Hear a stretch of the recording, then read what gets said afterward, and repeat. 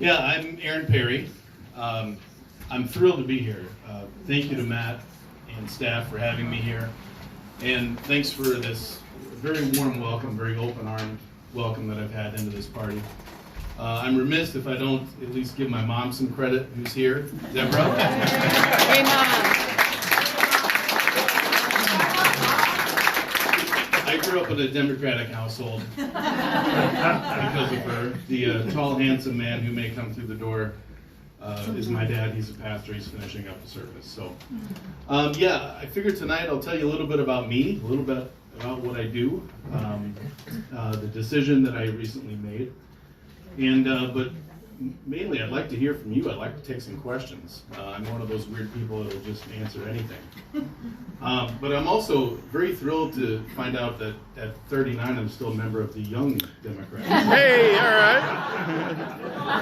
Yeah. Only in the state of Wisconsin, not nationally. I'll take it. Anytime me and Young in the same sentence, I'm still interested. That's for sure. Yeah, I'm an alderman here in the city of Waukesha. I represent what is arguably maybe the reddest area of one of the reddest cities, certainly in our state, maybe even our country.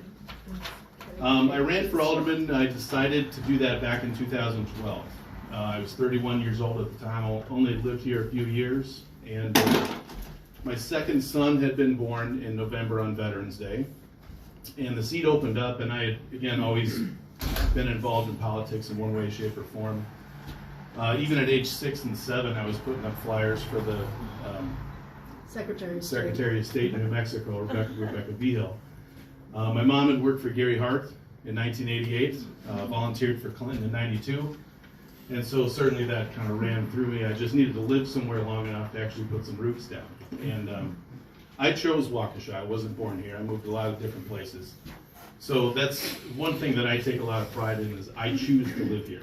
I choose to represent here, and I chose to start a family here. My kids are 6, 7, and 4, and they go to public school, which I'm very proud of. I'll touch on education a little bit later. But yeah, in 2012, it was an open seat. I had an opponent, and I outworked him, and I beat him. He was a local business owner. He's a good man, but I did a better job campaigning than he did, just to be honest with you. And I've had the honor then to be reelected 2 different times. Some of you may or may not know I did run for state assembly back in 2014 after the Bill Kramer incident happened. I'm sure everyone's very familiar with that. I didn't do well in that election, but I learned a lot. And you know, Scott Allen now represents that district. I use that term loosely. Yeah, yeah. And so, but the main thing in what I wrote recently about the independence of politics is one thing that was never ever embraced from the GOP, from someone like me, was that I'm capable of having independent thought. Having grown up again with politics, having started a family, you know, had a career, I've been married, I've been around the block even at a young 39, that I can think for myself. And one thing that Matt and I talked about, we met yesterday, we talked about compliance versus collaboration.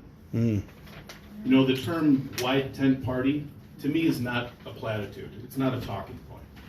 This party actually embraces that, as opposed to the party that I was in, that was compliance. This is what you say, this is how you say it, and even sometimes this is where you say it. And even then, it still doesn't get you ahead, because they're very much a next man up in line kind of party, even if you're not the best person for the job. And so, then there was the 2016 election. I was a never Trump person from the get-go. And, you know, the big litmus test for me is, what can I explain to my son? So when he's older, he's 7, and he's certainly developing his own personality. But when he's older, I want to be able to answer for every single decision, every single vote, every time I ever got up and spoke in front of people. I want to be able to answer for, you know, whether I make mistakes, which I will at times, or if I do something very good, I want to be able to explain it to him. And we have someone in the White House that doesn't. This is my dad.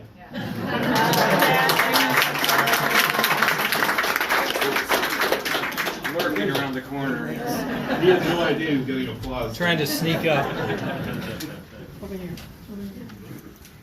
But the person in the White House, and I compared in the column that I wrote recently, his behavior isn't even acceptable at my kids' elementary school.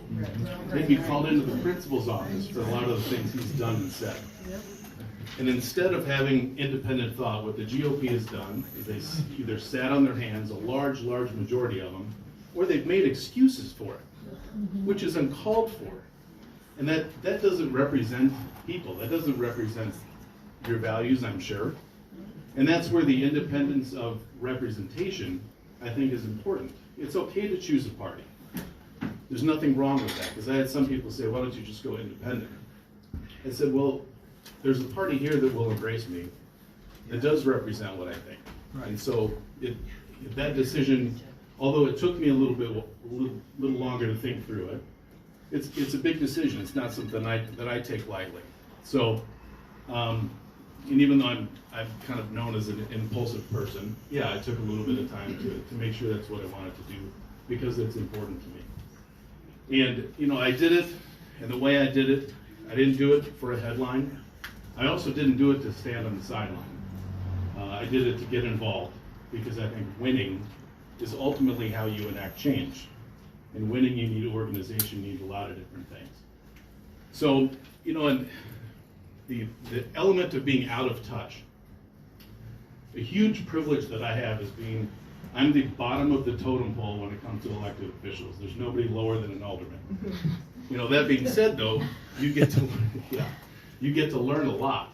You know, if someone needs a stop sign, it doesn't matter who you voted for in the last election. Yep. It would make sense to do it, you do it. You represent them.